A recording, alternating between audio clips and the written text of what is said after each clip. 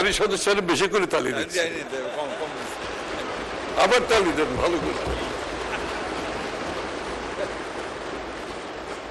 মাননীয় স্পিকার, কর্মসংস্থান ও দক্ষতা উন্নয়ন এই সরকারের অত্যন্ত গুরুত্বপূর্ণ একটি পদক্ষেপ।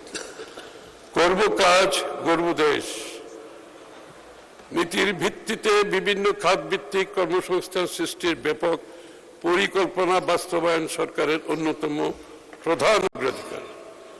মেধা যোগ্যতার ভিত্তিতে একটি বৈষম্যহীন কর্মসংস্থান ব্যবস্থা করে তুলতে আমরা প্রতিটি জেলা উপজেলা পর্যায়ে সরকারি এমপ্লয়মেন্ট এক্সচেঞ্জ চালু করার উদ্যোগ নিয়েছি।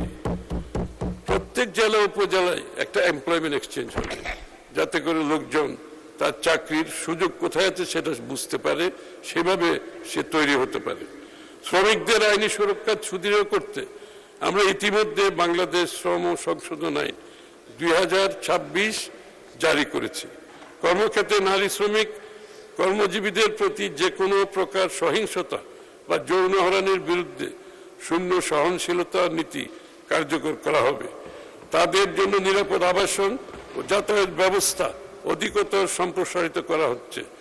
এছাড়া সম্পূর্ণ নারী পরিচালিত নারীর ব্যবস্থাপনা পিঙ্ক বাস সার্ভিস চালু হবে।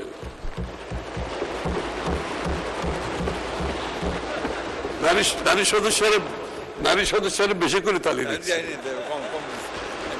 আবার তালি দেন ভালো করে।